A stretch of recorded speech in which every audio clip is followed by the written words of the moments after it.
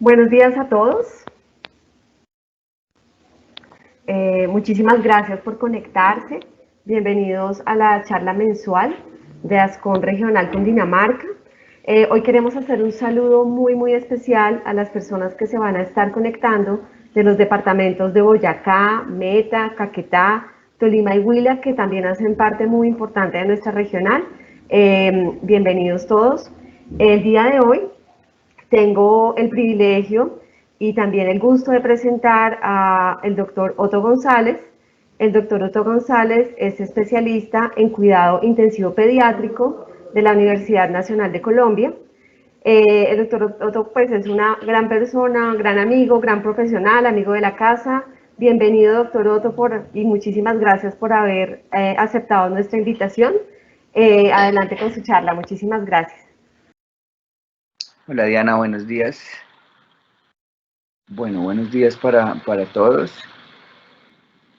Primero, pues agradecerles la invitación. Para mí, pues es un honor poder dar esta charla para toda la Asociación Colombiana de Neonatología, porque creo que es fundamental para nuestro programa que cada vez tengamos más especialistas en recién nacidos involucrados para que pues nuestros niños tengan mejores resultados. Entonces, pues lo primero agradecerles e invitarlos a que hagamos ECMO juntos. El nombre de la charla pues lo he puesto porque lo primero que debemos tener clarísimo cuando vayamos a meter un paciente en ECMO es que la expectativa de vida que tenga ese niño hacia el futuro sea adecuada con unas condiciones pues neurológicas ojalá intactas. Como vamos a ver más adelante, pues la hernia diafragmática es una de las patologías que se ha convertido en un reto para los pediatras, y en ese orden de ideas el ECMO surge como una opción pues para darles la oportunidad de vivir. Alvarito es un paciente que nació con una hernia diafragmática en la clínica Colombia.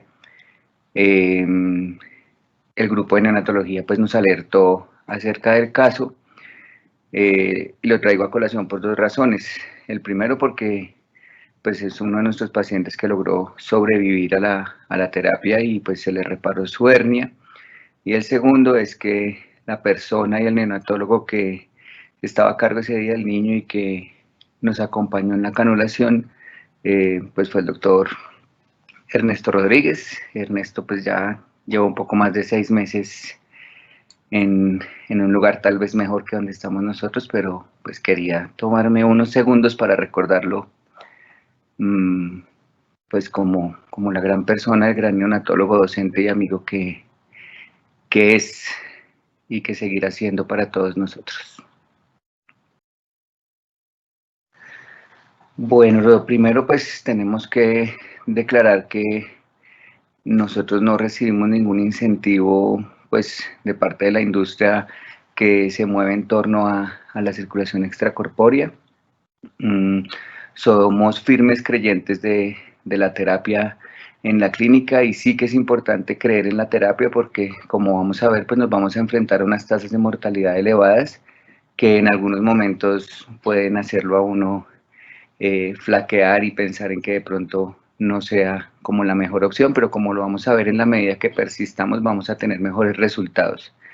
Hacemos unos cursos itinerantes donde básicamente lo que hacemos es formar grupos en ECMO, de los cuales tampoco recibimos ningún auspicio económico.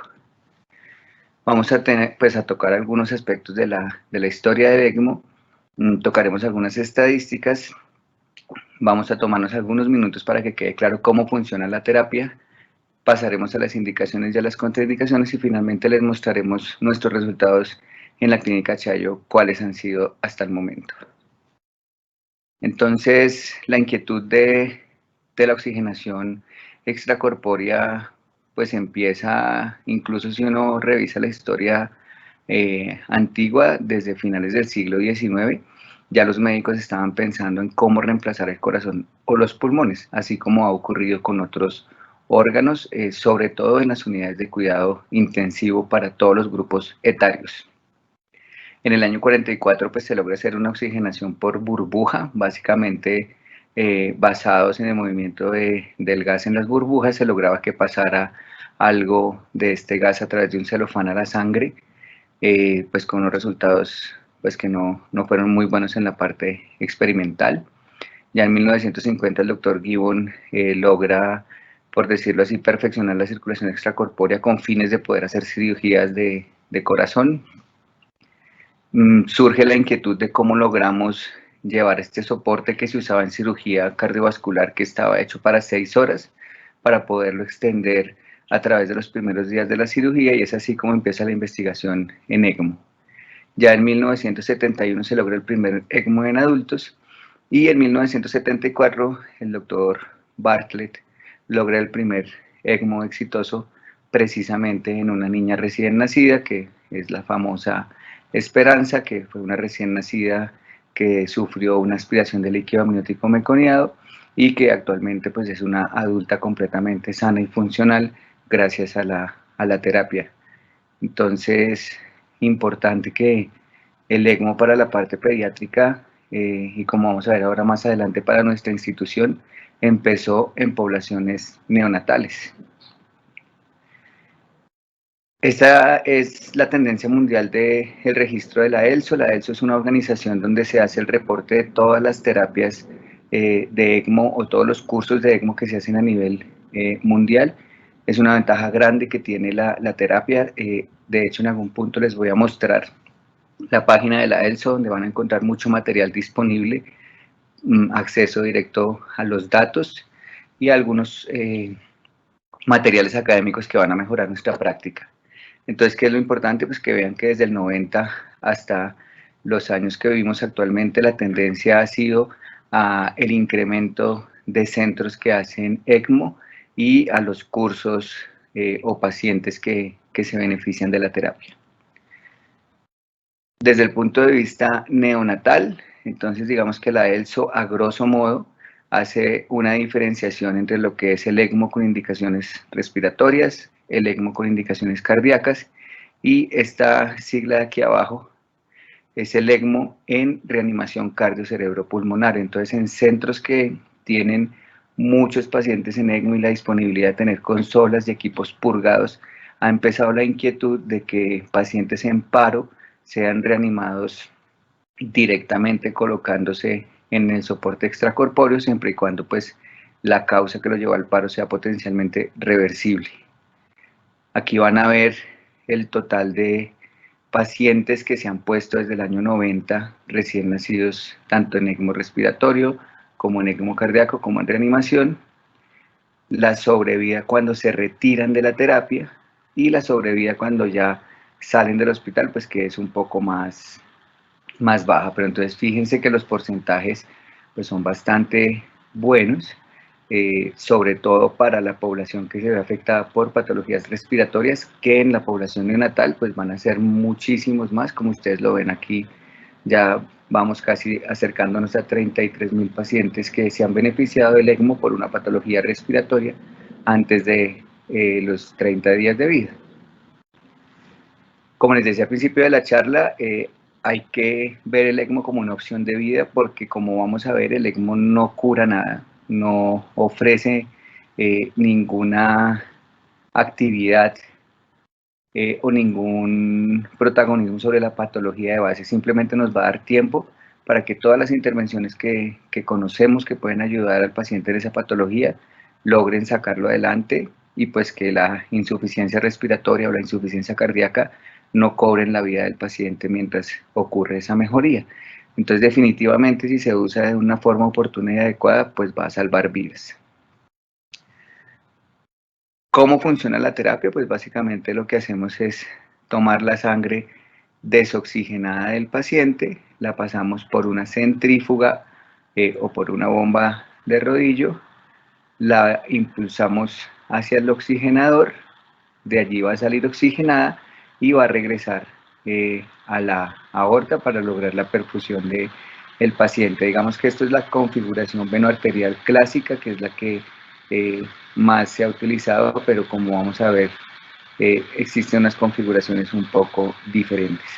El oxigenador pues está unido a una fuente de aire y de oxígeno, hay un mezclador como el de las cánulas de alto flujo y un flujómetro que impulsa ese gas. Y hay una membrana, actualmente de polimetilpenteno, después de mucha investigación en el desarrollo de los materiales, que va a permitir el intercambio de los gases. ¿Qué es importante entender del funcionamiento de la membrana? Si ustedes piensan en un paciente con una patología respiratoria refractaria que pone en riesgo la vida del paciente, pues vamos a tener aquí un paciente, una sangre que va a estar con unas presiones de oxígeno muy bajas y con cierta frecuencia con unas presiones de dióxido de carbono muy elevadas, ambas situaciones que están poniendo en riesgo la vida del paciente. Vamos a ver ahorita unos gases de algunas situaciones, pero digamos que nosotros acá, a la entrada de la membrana, podemos tener presiones de oxígeno de 20, 30 milímetros de mercurio. Al lado de la mezcla gaseosa, cuando hacemos los cálculos físico-químicos, vamos a tener presiones de oxígeno que pueden estar alrededor de 500 milímetros de mercurio. Entonces vamos a tener un gradiente de 500 milímetros de mercurio en el lado del gas y de 20 o 30 milímetros de mercurio en el lado de la sangre. Pues digamos que es evidente pues, que el gradiente va a estar en favor del ingreso de oxígeno a la sangre. Aquí es importante recordar la fisiología alveolar y tener en cuenta que el principal transportador de oxígeno en la sangre es la hemoglobina. Más del 99% del oxígeno va unido a la hemoglobina. ¿Por qué es importante este concepto? Porque la oxigenación en el ECMO va a depender del flujo de sangre que está pasando por acá. Entre más moléculas de hemoglobina pasen y más veces pasen por el oxigenador, pues la difusión del oxígeno y la oxigenación de la sangre va a ser mejor. Entonces el determinante de la oxigenación en ECMO es el flujo de sangre que va pasando aquí por el oxigenador que previamente había pasado por la bomba que lo impulsa. Con respecto al CO2, entonces el gradiente va a funcionar al revés. Hay pacientes que pueden llegar aquí con CO2 de 100 milímetros de mercurio. Al lado de la mezcla gaseosa pues no va a haber CO2 porque la mezcla es una mezcla de oxígeno puro.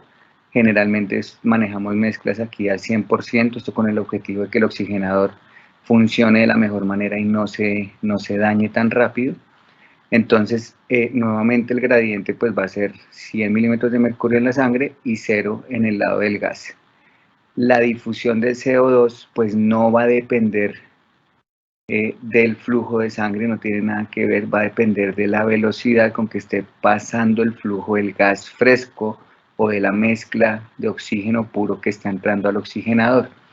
Entonces, la oxigenación va a depender del flujo de sangre que esté pasando a este lado de la membrana y la eliminación del dióxido de carbono va a depender de la velocidad a la que vaya el gas fresco de este lado del oxigenador.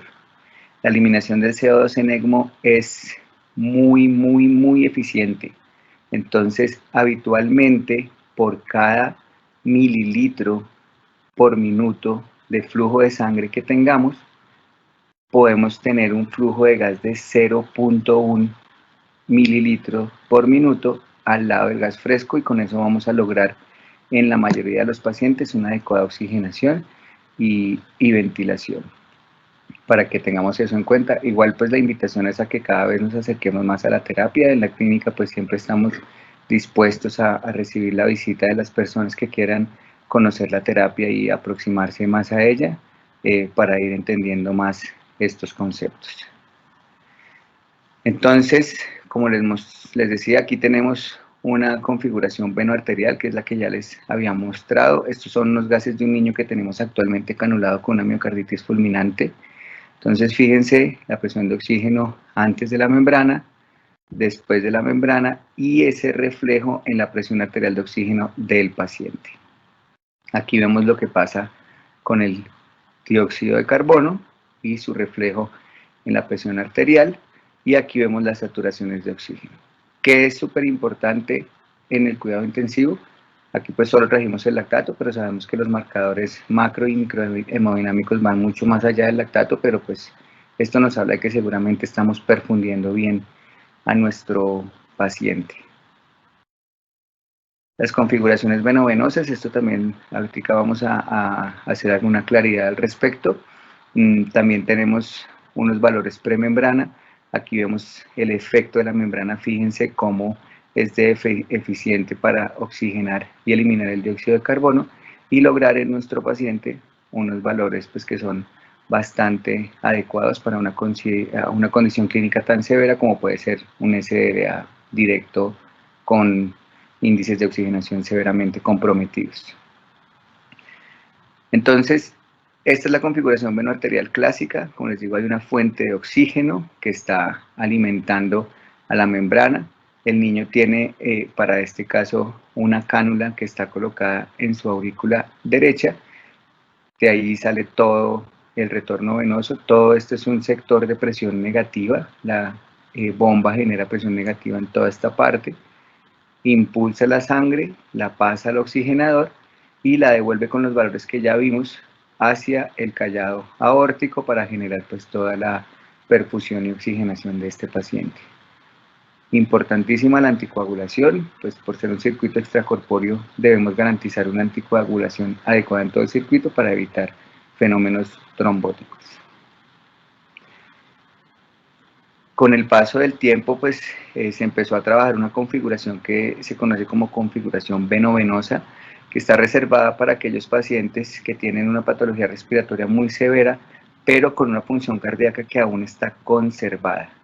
Trajimos una cánula bilumen venovenosa porque digamos que es la única opción de hacer ECMO venovenoso en recién nacidos. En recién nacidos no se puede hacer con doble canulación porque el retorno venoso por las femorales pues no da para mantener el flujo del ECMO. Entonces esta cánula tiene un puerto que toma aquí abajo en la cava inferior, toma el retorno venoso del paciente, tiene otro aquí en la cava superior.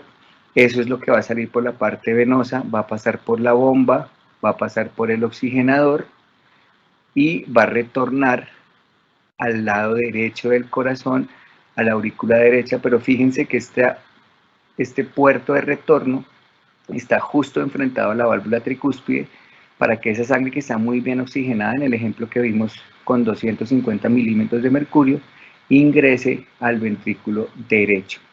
Entonces vamos a tener un ventrículo derecho con una sangre muy bien oxigenada. Esa sangre irá a la circulación pulmonar. Seguramente la tendencia de oxigenación y ventilación en este paciente pues va a ser muy mala. Entonces la sangre que está muy bien oxigenada en el ventrículo derecho se va a mezclar con la sangre que está llegando al pulmón, que está muy desoxigenada y no se va a oxigenar porque el pulmón está severamente comprometido, y va a regresar al ventrículo izquierdo una sangre que está oxigenando, como vimos en el ejemplo, alrededor de 70 milímetros de mercurio, que van a ser más que suficientes para que nuestro paciente pueda vivir. Vamos a ver más adelante pues algunas consideraciones para tener en cuanto a las configuraciones venoarteriales y venovenosas, pero importante tener en cuenta que en la población neonatal se pueden hacer venovenosas con cánula doble lumen. Desafortunadamente en Colombia no las tenemos, entonces a nosotros en Chayo pues nos toca hacer siempre en la población neonatal ECMOs venoarteriales. ¿Qué ventajas tiene hacer venoarterial? Primero, brinda soporte cardíaco. Entonces, en el caso de que el paciente sufra un deterioro agudo de la función miocárdica que puede ocurrir, pues digamos que el ECMO va a soportar al paciente sin ningún problema.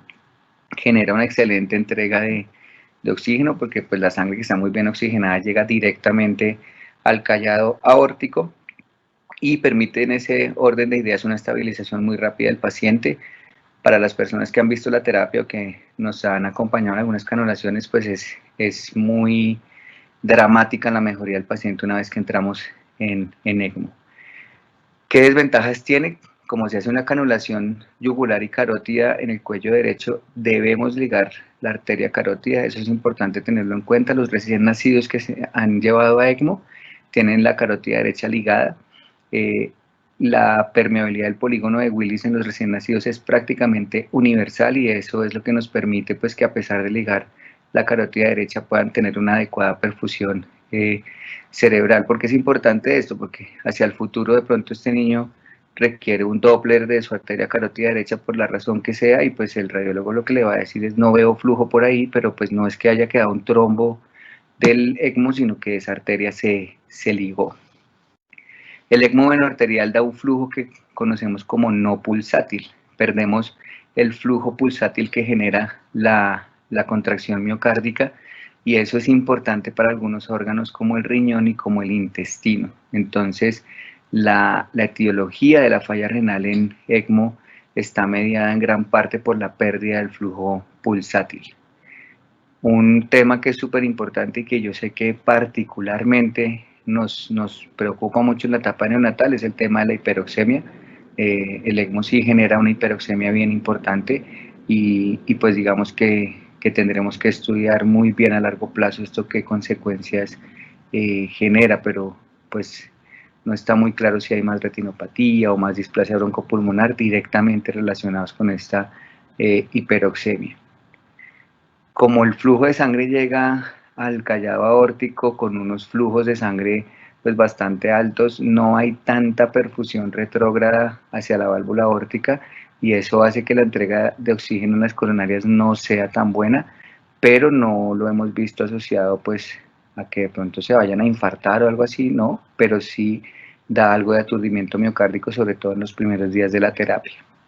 Y lo otro es que como esa cánula está llegando al callado aórtico, en el caso de que ingrese una burbuja de aire, pues va a llegar directamente al cerebro, entonces el riesgo de embolia cerebral es alto, pero pues digamos que toda la tecnología de las máquinas se ha enfocado a que pues no ingrese aire por la cánula arterial.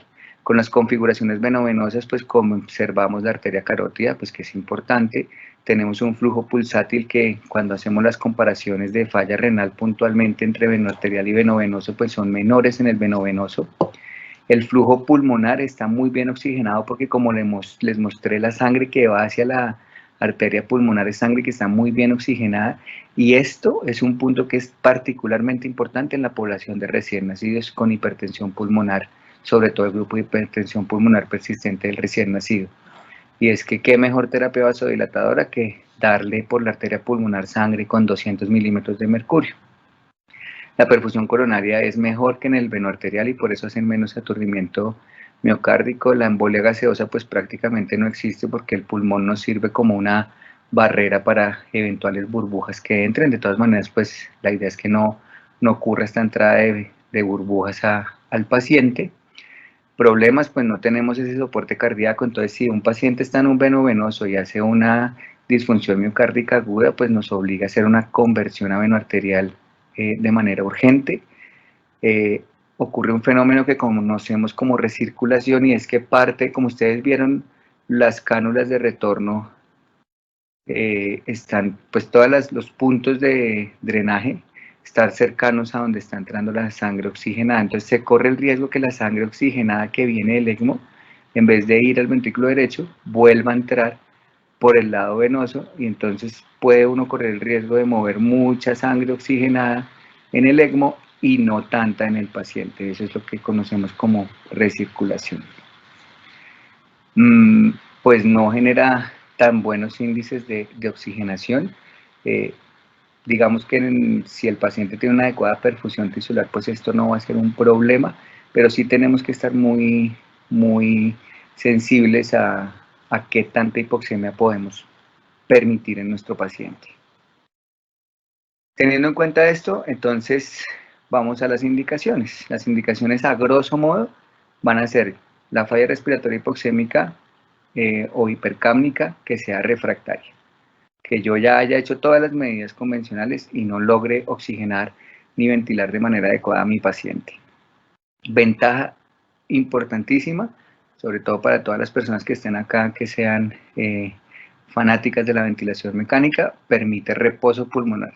La mejor manera de dar ventilación ultraprotectora en ciertas patologías es poner al paciente en ECMO. Desde el punto de vista cardíaco ocurre lo mismo, el choque cardiogénico que sea refractario y que nos va a permitir reposo cardíaco. Entonces, así como la ventilación mecánica es nociva para el parenquima pulmonar, todo el soporte inotrópico y vasopresor es nocivo para el corazón y genera fenómenos de apoptosis, de hipertrofia ventricular, de falla cardíaca hacia el futuro. Entonces es importante brindar reposo cardíaco en algunas situaciones. Y en el ECMO en reanimación, pues digamos que nos permite optimizar la perfusión cerebral y mantener el funcionamiento de los órganos en situaciones de parada cardíaca. Entonces, vamos a continuación a centrarnos en el ECMO en la población neonatal. ¿Quiénes van a ser nuestros candidatos? Recién nacidos prematuros o a término. Ya vamos a hablar de las condiciones de edad gestacional y peso que debemos tener en cuenta. Que tengan una falla respiratoria severa refractaria o una falla cardíaca refractaria. El grupo de hipertensión pulmonar severa que no ha respondido a las medidas convencionales es un grupo donde los resultados son bastante buenos. Que las patologías de base tengan una alta morbilidad, o sea, que la posibilidad de morirse sea alta, o que la posibilidad de tener secuelas graves sea alta, pero que sea potencialmente reversible. Que uno como médico tratante tenga la certeza de que si tiene la posibilidad de tener a su paciente 2, 3, 5, 15 días en la terapia, dándole tiempo a las intervenciones directamente establecidas para la patología de base, permitan que ésta sea reversible, pues ese es el paciente ideal para poner en ECMO. Es interesante cómo ha cambiado la epidemiología en la población neonatal. Este es el reporte de la ELSO hasta el 2016. Es importante pues que coge todos los recién nacidos desde 1990 hasta el 2016 y miren los porcentajes cómo están distribuidos de la etiología que lo mete a uno en ECMO. Entonces, para el 2016 lo que más frecuentemente se veía era aspiración de líquido amniótico meconiado, seguido por la hernia diafragmática. Y aquí pues tenemos el resto de patologías. Como ustedes saben, la epidemiología de la aspiración de líquido amniótico meconiado pues ha cambiado dramáticamente y eso ha hecho que actualmente la indicación más frecuente de ECMO en la población neonatal sea la hernia diafragmática. ¿Cómo lo ven ustedes reflejado en este artículo del 2017? Y creo que cada vez vamos a ver más pacientes de la población neonatal con hernia diafragmática entrando en ECMO. Hay una revisión bien bonita de unos italianos del año pasado donde se habla de toda su experiencia en ECMO neonatal respiratorio y cardíaco. Ellos aquí pues comparan el reporte europeo con el reporte de la ELSO a nivel internacional. Es importante pues saber que así como existe la ELSO como una organización mundial que recoge todos los pacientes, pues ha existido la inquietud de ver cómo se comporta el ECMO de manera regional. Entonces ya hay asociaciones derivadas de la ELSO en cada continente. En Latinoamérica de hecho tenemos una con una experiencia bien importante. Fíjense que los resultados pues son muy parecidos de cuántos pacientes tienen ECMO por causa respiratoria, por causa cardíaca. El porcentaje que falta corresponde a los que entran en reanimación. Como ustedes ven, pues es más bien bajo. Y aquí están las tasas de sobrevida. Las tasas de sobrevida que es importante tener en cuenta. Fíjense que las tasas de sobrevida en el respiratorio pues son bastante buenas, cercanas a un 70%. Y cuando ustedes ya miran las patologías específicamente, miren lo que pasa con síndrome de dificultad respiratoria en la etapa neonatal o lo que pasa con aspiración de meconio. Entonces ya hay patologías que se sabe que en ECMO deben tener una sobrevida muy alta. Y definitivamente el reto desde el punto de vista respiratorio sigue siendo la hernia diafragmática. El ECMO cardíaco tiene una sobrevida pues que sí es mucho menor, pero nuestro punto de partida debe ser que este 46% de pacientes o este 50% de pacientes que sobrevivieron sin el ECMO, pues probablemente esa sobrevida habría estado alrededor del 3 o 4%. Como les decía, pues es una terapia con una mortalidad que es elevada, o sea, enfrentarse a uno a mortalidades que están entre el 30 y el 50%, pues no es fácil, además porque nuestra experiencia en la clínica es que hay rachas, entonces tenemos 5 recién nacidos que se nos murieron uno detrás de otro y nos hace pensar si vale la pena seguir adelante, pero después tenemos 10 que salen adelante y pues eso nos hace continuar. Se ha tratado pues de llegar a un consenso de cuáles indicaciones nos deben alertar acerca de la posibilidad latente de que un paciente ingrese en ECMO. Entonces aquí hay algunas de las que manejamos actualmente. Índices de oxigenación de más de 40 por 4 horas deben alertar sobre la posibilidad de ECMO, como ha pasado con el índice de oxigenación en otras terapias, sobre todo en la población neonatal, pues ya se ha empezado a estudiar, oiga, y si no nos esperamos a 40, si no empezamos a preocuparnos en 25, entonces si ustedes no han logrado titular la FIO2 después de 24 a 48 horas con un índice de oxigenación por encima de 25, también hay que pensar en ECMO. Esta es bien bonita porque sabemos que es un escenario frecuente que pacientes en estado crítico en la UCI neonatal o en la UCI pediátrica o en la UCI de adultos con cualquier estímulo, entonces se descompensan de manera aguda, hacen hipoxemias profundas, hacen bradicardia, se ponen hipotensos, nos demoramos una hora en recuperarlos y eso nos está pasando en cada turno, pues ese es un paciente que probablemente se beneficie de la terapia. Los pacientes con hipertensión pulmonar que se asocian a falla cardíaca derecha, la falla cardíaca derecha tiene una mortalidad muy alta, alrededor del 70%, entonces es un grupo también bien importante para trabajar. Y los pacientes donde la ventilación mecánica claramente está haciendo daño al parenquima pulmonar, puede ser pacientes que se beneficien del reposo pulmonar que brinda el ECMO. Tenemos unas contraindicaciones absolutas, como lo decíamos, pues debemos tener la certeza pues de que la calidad de vida hacia el futuro va a ser buena, entonces pues anomalías congénitas letales pues no son niños que no vale la pena incluir en la terapia, los síndromes genéticos letales, pacientes que ya tengan daño cerebral grave, irreversible, allí pues importante si el sangrado de la matriz germinal es de tercer o cuarto grado pues no van a entrar en la terapia. Y como les decía, todos necesitan anticoagulación, entonces algo que nos dificulta el inicio de la terapia es que el paciente tenga un sangrado activo e incontrolable, pues ese va a ser imposible canularlo.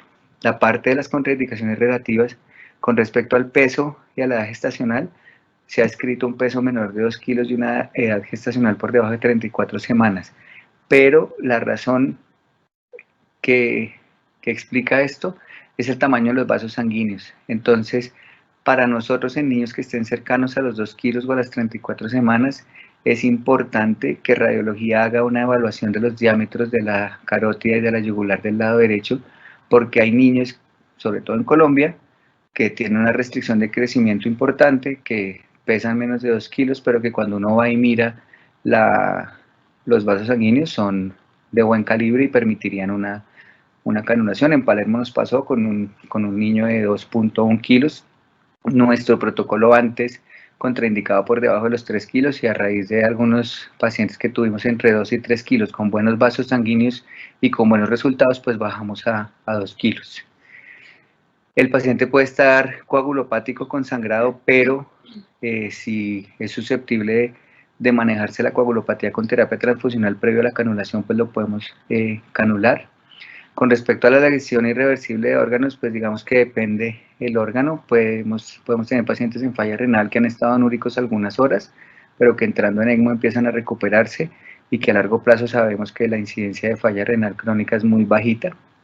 Y una que es importante y es una invitación también para alertar de manera temprana, la mortalidad después de 14 días de ventilación mecánica se eleva significativamente. Los niños que ya llevan, incluso los adultos que ya llevan más de 14 días en ventilación mecánica, tienen tasas de sobrevida que no superan el 30%, entonces eso también nos obliga a veces a tener que decir que no. Estos son los criterios para la hernia diafragmática. Tenemos unos criterios absolutos, aquí ustedes ven, tener saturaciones por entre 80 y 85% de manera permanente, evidencia de mala perfusión tisular, que la hipercapnia esté comprometiendo el equilibrio ácido-base y no lo podamos manejar con el ventilador, y que ya hayamos hecho una adecuada reanimación hídrica y con vasoactivos y no logremos perfundir a nuestro paciente. Y unos criterios relativos, que son situaciones que ocurren antes de cumplir los absolutos. Nuevamente hay variables relacionadas con el índice de oxigenación, más de 40 por 4 horas que ya la hemos visto, estar con presiones arteriales de oxígeno por debajo de 40, con presiones de dióxido de carbono por encima de 100. Fíjese que aquí después de 2 horas ya hay que pensar en el ECMO, y saturaciones preductales por debajo de 80 con unos parámetros ventilatorios que ya sean significativamente altos. Como les decía, pues cada, cada continente pues ha hecho grupos de ECMO y ha modificado algunos de los parámetros. Aquí vemos cómo los europeos decidieron incluir algunos criterios adicionales. Importante la falla renal. La falla renal es algo que marca mucho en ser un signo de alerta para que el paciente tenga una probabilidad de morirse más alta. Entonces el resumen de la guía para los recién nacidos es: si usted tiene un recién nacido con una falla respiratoria o cardíaca que sea refractaria, que la mortalidad que han predicho es alta, pero que es potencialmente reversible, que no tenga contraindicaciones, ni absolutas, y si tiene relativas que las podamos manejar, y que tiene la evidencia de alguno de los criterios que ya les hemos compartido, pues hay que alertar al grupo de ECMO e iniciar pues la terapia. Con respecto a la falla cardíaca refractaria, pues siempre nos han preguntado, bueno, ¿y falla cardíaca refractaria qué es? Importante utilizar el score inotrópico. Entonces el score inotrópico está aquí evidenciado en la parte inferior. Cada inotrópico que tenga el paciente se multiplica por una constante. Importantísimo para la población neonatal, pues el de dopamina y dobutamina. Si suma más de 30 y la dosis de los inotrópicos, en vez de poderse titular para descenderla, se está aumentando y no hay respuesta, es un signo de alerta sobre la severidad de la patología cardiovascular en ese paciente. Vamos a hablar algo de la hernia diafragmática. Como les digo, actualmente es la indicación más común.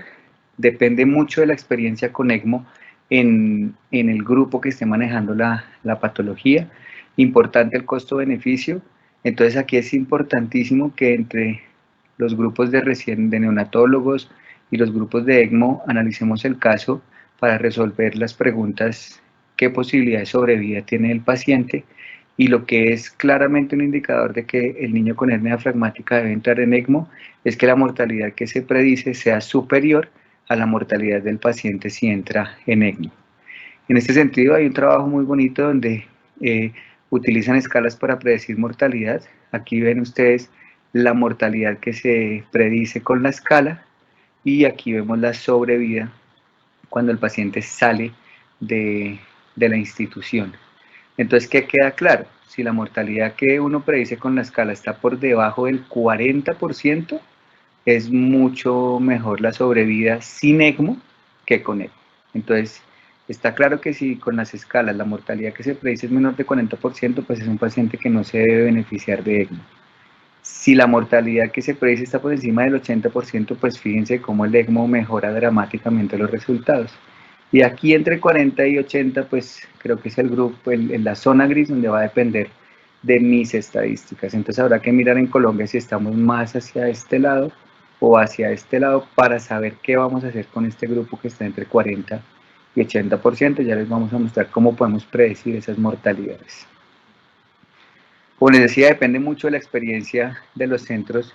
Entonces hay muchos centros de hernia diafragmática que no tienen la disponibilidad de ECMO o que no lo usan con mucha frecuencia, y fíjense cómo han logrado tener sobrevidas que son bastante significativas.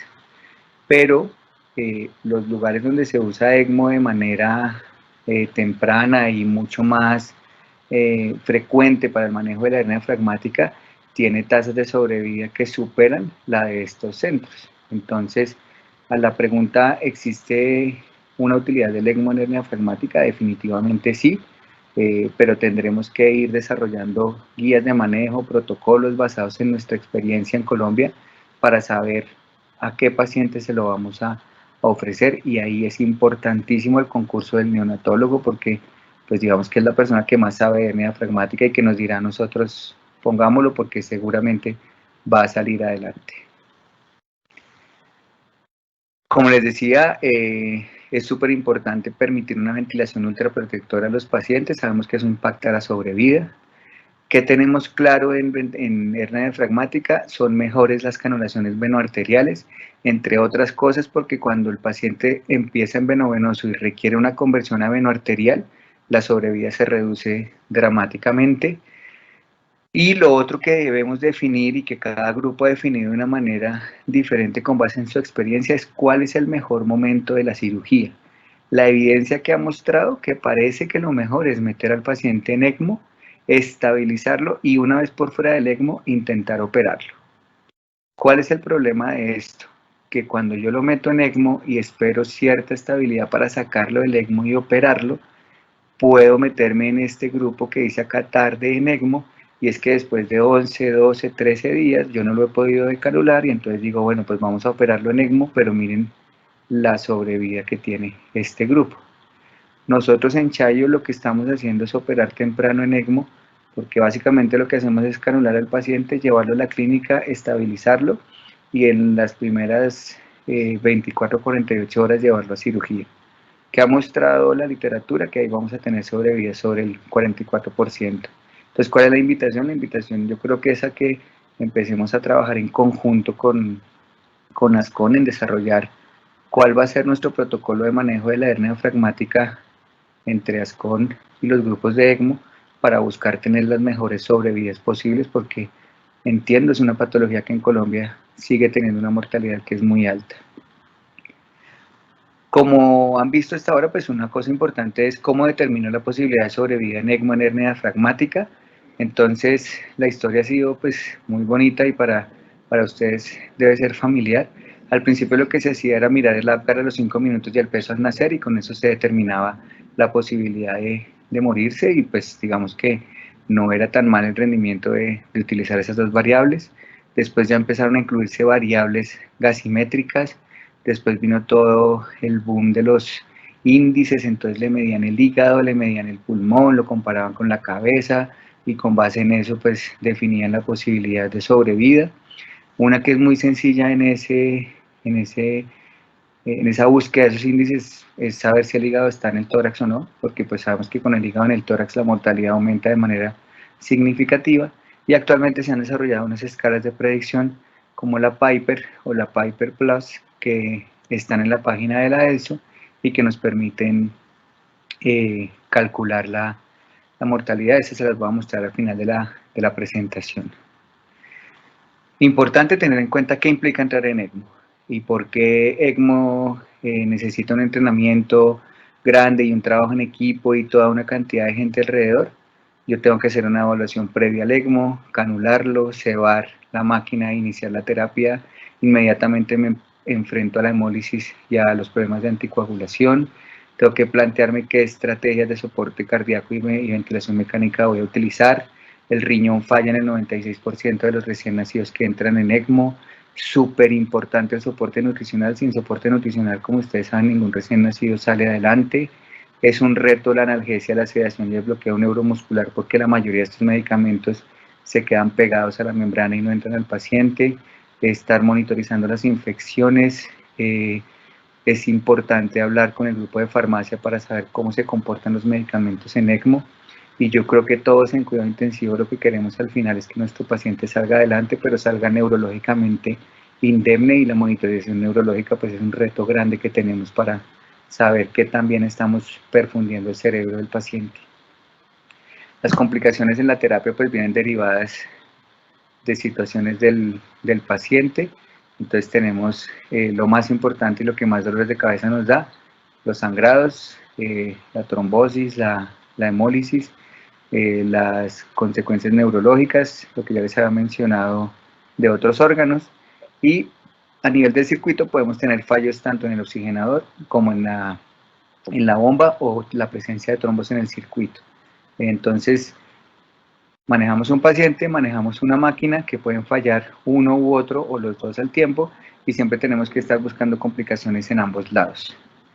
La complicación más temible es el sangrado intracraneano. Esta fue una niña con una malformación anematoide quística que hizo una hemorragia intraventricular, pero digamos que se logró operar, se drenó, nos tocó sacar la ECMO un poco antes de lo que queríamos, pero pues actualmente está en su casa con su familia y el seguimiento neurológico de momento pues ha sido adecuado, ya tiene un año de vida. Importante, y esto pues es una diapositiva que creo que afortunadamente con el tiempo va a salir de la presentación, es que no pensemos en el ECMO cuando ya no hay nada que hacer. O sea, el ECMO cuando uno ya va a fallecer, pues no tiene ninguna utilidad. Hacia el futuro, se están trabajando una cosa que se llaman sistemas de asistencia ventricular. El Berlin Heart ya existe para lactantes, entonces esto pues le va a dar tiempo al niño para de pronto llegar a un trasplante o un sistema de asistencia ventricular mucho más fácil y que le permite tener una vida pues relativamente normal, para que sepamos que existe esa posibilidad. Y rápidamente les vamos a mostrar cuál ha sido nuestra experiencia. Nuestro grupo ya lleva 10 años haciendo ECMO, pero realmente la historia empieza en el 2009. El grupo se estuvo entrenando 2 años antes de montar el primer paciente. Nuestros primeros 2 pacientes recién nacidos. El ECMO en Chayo, como en el mundo, empezó con la población neonatal. Para el 2016, y después de ya haber empezado a hacer ECMO en poblaciones de adultos de manera importante, de hecho, como van a ver, actualmente hacemos mucho más en adultos, que también es concordante con la tendencia mundial, se empezó a hacer el programa de transporte. ¿Por qué? Porque hay muchos pacientes que están tan malos que no soportan montarse en una ambulancia para ir a Chayo a que los canulemos, entonces ya vamos nosotros por ellos al sitio donde están y los llevamos ya canulados a la clínica. De hecho, la mayoría de los traslados actualmente los hacemos así. Fíjense que en el 2018 empezamos pues ya a tener un programa mucho más consolidado, y actualmente pues estamos haciendo traslados prácticamente todas las semanas. Para el año 2019 y 2020 ya empezamos a ofrecer el transporte aéreo. Actualmente tenemos transporte aéreo. Como Diana mencionó, pues si hay personas de otras ciudades, tenemos la posibilidad de ir hasta allá a recoger pacientes, para que tengan eso en cuenta. Aquí vemos la tendencia de cómo cada vez hacemos más casos. Empezamos en el 2011 con 2 recién nacidos y ya para el año pasado tuvimos 96 casos de ECMO. Aquí vemos la distribución por edades. Como les digo, pues los adultos ya se llevan la gran mayoría del porcentaje. Nosotros, pues digamos que nuestro foco en la clínica no es la población pediátrica, pero pues fíjense que el porcentaje pues no es despreciable, y el ECMO en Chayo pues empezó en la UCI pediátrica. Aquí vemos las estadísticas de sobrevida para la población neonatal, pediátrica y adultos. Aquí tenemos lo que pasa en ELSO y lo que pasa en Chayo. Pues los porcentajes son bastante comparativos. Tenemos que seguir trabajando en algunos grupos poblacionales, pero tenemos una estadística que es bastante equiparable a la mundial. Entonces, pues creo que lo estamos haciendo bien. Aquí vemos la sobrevida al egreso, pues que ahí desafortunadamente hay un descenso importante, y creo que cada vez tendremos que trabajar para acortar esa brecha entre sobrevida al destete y sobrevida al egreso de los pacientes. Esto para compartir lo que hemos hecho en recién nacidos. Rápidamente la historia de la hernia diafragmática en Chayo. Primer paciente que llegó a la clínica que aguantó el traslado en la ambulancia, pues tanto fue que aguantó el traslado que llegó, se operó y ni siquiera se canuló y le fue bien. Después de esto tuvimos 2 casos que fueron niños que nos avisaron van a nacer, se deterioraron, cuando se pasaron a la ambulancia para llevarlos a Chayo, pues fallecieron. Y ya con el grupo de transporte hemos tenido la posibilidad de poner 2 pacientes, el que está vivo pues fue Alvarito, y uno que desafortunadamente falleció, pero se alcanzó a operar y falleció por una complicación relacionada con el circuito de la terapia. Fíjense nuestros resultados en hipertensión pulmonar. Los postcardiotomía, pues como les había mencionado, sí tienen un desenlace pues que es peor, pero nuestra sobrevida global en este momento está en 70% al destete, y estamos alrededor del 45-50% para el egreso de la clínica. Importantísimo el trabajo en equipo, y aquí la invitación es a que necesitamos dentro de nuestro equipo especialistas en recién nacidos para optimizar el resultado de estos pacientes. Aquí lo que hacemos en transporte. Y los cursos itinerantes, pues digamos que nos interesa mucho brindar educación y ayudar en la formación de grupos de ECMO. Esto lo hemos hecho con Texas y hemos ayudado a la formación de grupos pues prácticamente en todo Latinoamérica. Este fue nuestro último curso. La pandemia pues nos cortó porque no hemos podido viajar más. Las fotos de Alvarito y la foto de Gabriel, que es uno de nuestros pacientes más queridos sobrevivientes, pues han sido utilizadas con la autorización de sus padres. Quería, antes de que terminemos, mostrarles la página de la ELSO. Entonces,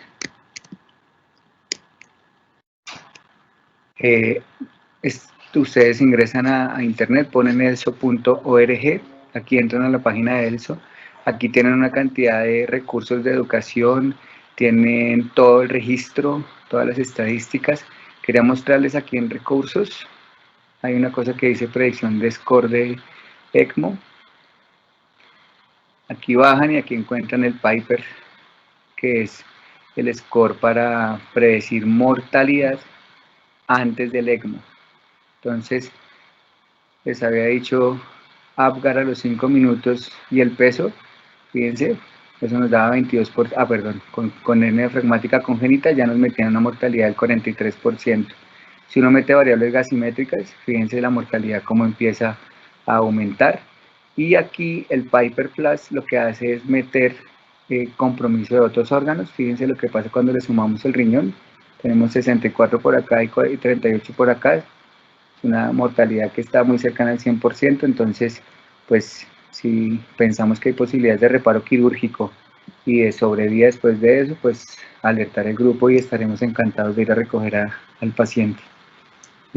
Pues muchas gracias, sé que la charla se grabó, pues si la pueden volver a ver y escucharla con más calma, creo que van a poder extraer mucha más información y nuevamente Diana, muchísimas gracias por la invitación y reiterarles que en ECMO en Chayo pues siempre estaremos con las puertas abiertas para que vayan los residentes, si hay neonatólogos que quieran ir, grupos de enfermería, pues allá los esperamos. Muchas gracias.